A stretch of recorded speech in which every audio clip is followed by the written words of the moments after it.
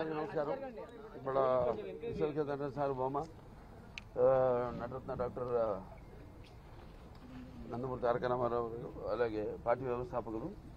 ఆయన ఈ 28వ జయంతి సందర్భంగా వర్ధంతి సందర్భంగా అందరు ఇక్కడికి ఆయన ఘాట్కి నివాళులు అర్పించడానికి ఇక్కడికి రావడం జరిగింది. ఈ భూమి మీద ఎందరో పడతారు గెడతారు, కానీ అందరూ మహానుభావులు కాలేరు. ఒక మనిషి మహోన్నత విద్యాపథంలోకి నడవాలంటే, అత్యున్నత శిఖరాలకు నడవాలంటే సత్సంకల్పం కావాలి, ఒకటి దీక్ష పొనాలి, నీ దారిలో నువ్వు నడవాలి. నేహావిఘ్రణ శక్తి ప్రత్యభాయిత విద్యతే స్వల్పమపస్య ధర్మస్య త్రాయితే మాతో భయాత్ అంటాం. కొందరు పుడతారు ఒక పరమార్థం కోసం, ఏదో సమాజాన్ని ఉద్ధరించడం కోసం. అంటే వాళ్ళకి చావు పుట్టుకలతో సంబంధం ఉండదు. సో ఎన్టీఆర్ అంటే ఒక నటుడికి నిర్వచనం. ఎన్టీఆర్ అంటే నవరసాలకు ఒక అలంకారం. ఎన్టీఆర్ అంటే ఆయన నటన ఒక విశ్వవిద్యాలయం. ఎన్టీఆర్ అంటే ఒక నవ శకానికి ఆరంభ మంత్రం. ఎన్టీఆర్ అంటే నవజాతికి ఆయన మార్గదర్శకం. ఎన్టీఆర్ అంటే నానా జాతులకు దైవ సమానం. అలాగే ఎన్టీఆర్ అంటే నవ యువతకు ఒక మార్గదర్శకం, అలాగే రక్తాన్ని మరిగేలా చేసే ఒక అగ్నికణం. అలాగే ఎన్టీఆర్ అంటే ఆయన నడిచిన మార్గమే భగవద్గీతలా సాగిన ఒక జీవన విధానం. అందుకే ఆయన నిరంతరం ప్రజల గుండెల్లో శాశ్వతంగా సజీవంగా మిగిలిపోయిన నిత్యాభిమాన భూషణుడయ్యాడు. అలాగే నిండు గుండెల్లో చిరస్థాయిగా నిలిచిపోయే నిత్యామృతాన్ని తాగిన ఒక దేవుడిలా మారాడు. మరణమే లేని చిరస్మరణీయ మహనీయుడు అనిపించుకున్నాడు ఆయన. అలాగే ఎవరు అంత ఘనంగా జీవించలేని ఒక మహనీయమైన జన్మను పొందాడు ఆయన. ఆయనకి చావు ఎక్కడ. అందుకే ఆయన నిరంతరం వెలిగే ఒక మహనీయ మహత్తమ జీవన విధానం. మరి నటుడిగా అనితర సాధ్యమైన పాత్రలు ఎన్నో పోషించారు ఆయన. అదే ఆయన పౌరాణికాలు చేస్తే పౌరాణికాలు పాత్రలు ప్రాణం పోసుకున్నాయి. అలాగే జానపదాల జావలీలు అయ్యాయి. అలాగే సాంఘికాలు సామాజిక గమనాలు అయ్యాయి. అలాగే ఆయన ప్రపంచంలో మనం ఎక్కడ చూసినా అంటే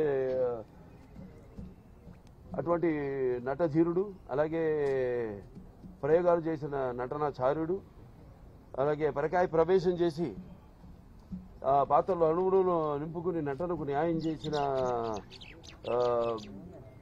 అటువంటి నటుడు ఇంకెక్కడ రాడు. అది నేనే కాదు, ప్రతి ఒక్కరూ ఒప్పుకొని తీరుతారు.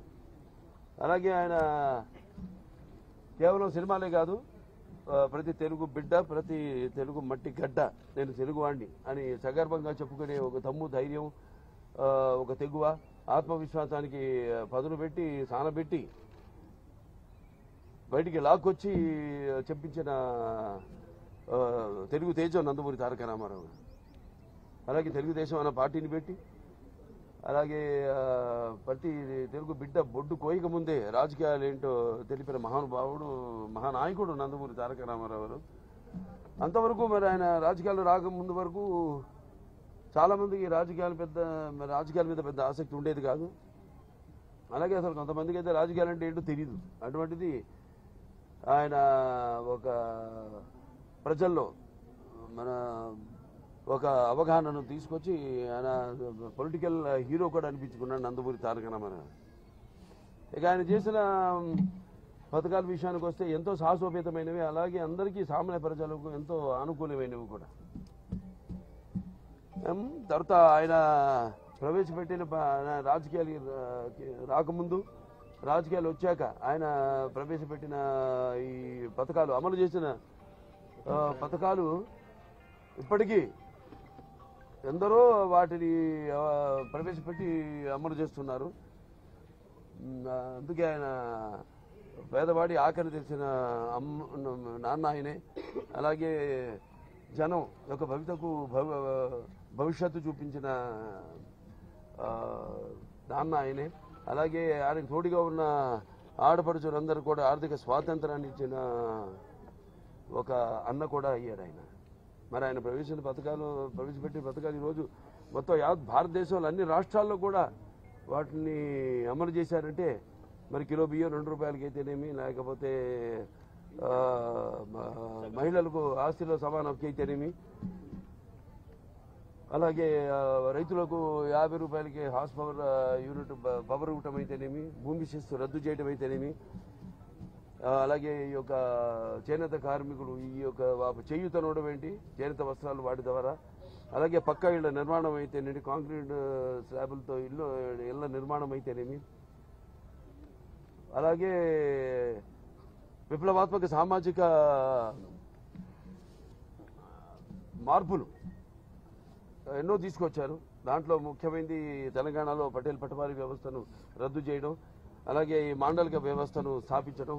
అప్పటికి 330 తాలూకాలు, అవి 1104 మండలాలుగా చేసి ప్రజల వద్దకు పాలన తీసుకెళ్లేటట్టు ఆయన మండలాల వ్యవస్థను స్థాపించడం. అలాగే ఈ సహకార వ్యవస్థ ద్వారా సింగిల్ విండో సిస్టమ్, రైతులందరూ కూడా కావాల్సినవన్నీ కూడా ఒకే చోట లభించేటట్టు. అలాగే తెలుగు గ్రామీణ పథకం తెలుగు గ్రామీణ క్రాంతి పథకం కింద ఈ గ్రామాల యొక్క సర్వతోముఖ అభివృద్ధికి అయితేనేమి, అలాగే మొట్టమొదటి మహిళా విశ్వవిద్యాలయం అయితేనేమి, లేకపోతే ఈ ఎన్టీఆర్ ఆరోగ్య వైద్య విశ్వవిద్యాలయం అయితేనేమి, లేకపోతే అలాగే గురుకుల విద్యా విధానం అయితేనేమి, ఆశ్రమ పాఠశాలలు అయితేనేమి, ఈ యొక్క సంక్షేమ హాస్టల్స్ అయితేనేమి, అలాగే క్యాపిటేషన్ ఫీజు రద్దు చేయడం, పేదల వద్దకు చదువును తీసుకురావడం, ఉన్నతమైన చదువును తీసుకురావడం, అలాగే జోగిని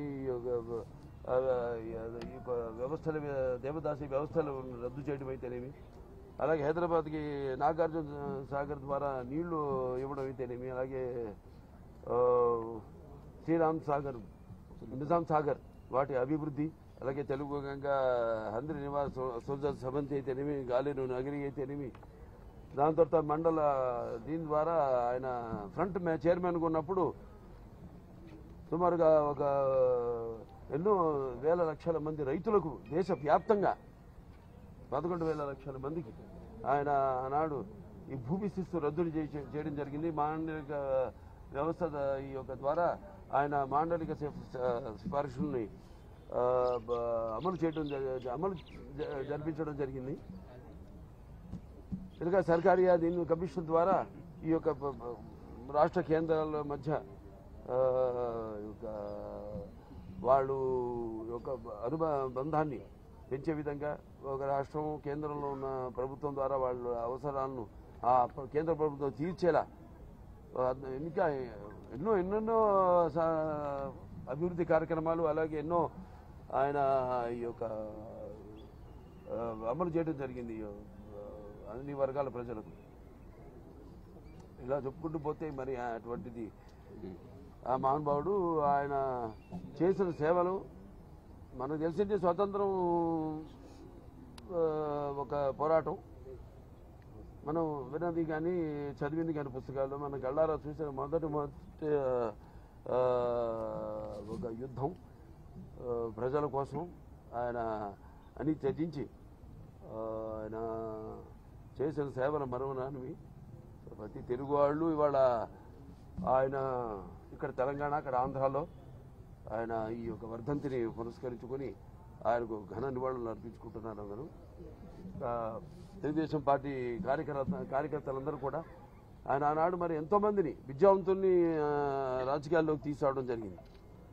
గ్రాడ్యుయేట్స్ అయితేనేమి, పోస్ట్ గ్రాడ్యుయేట్స్ అయితేనేమి, లాయర్లు అయితేనేమి, డాక్టర్లు అయితేనేమి, వివిధ వృత్తుల్లో ఉన్న వారిని తీసుకొచ్చి యువతకు ఆయన ఎంతో ప్రోత్సాహం ఇచ్చి ఆనాడు మరి తెలుగుదేశం పార్టీకి బాసటగా ఉండి ఆనాడు 82లో పార్టీ స్థాపించినప్పుడు అదే విధి విధానంలో మనతో కూడా నడుచుకుంటూ ఆయన చూపించిన బాటలోనే మొత్తం కార్యకర్తలు అందరూ కూడా నడుచుకుంటూ ముందు తెలుగుదేశానికి ఇంకా భవిష్యత్తులో పునర్వైభవం తీసుకురావడానికి అందరం శ్రమిస్తామని ఈ ఆయనకు ఘన నివాళి అర్పించుకుంటూ నేను సెలవు తీసుకుంటున్నాను.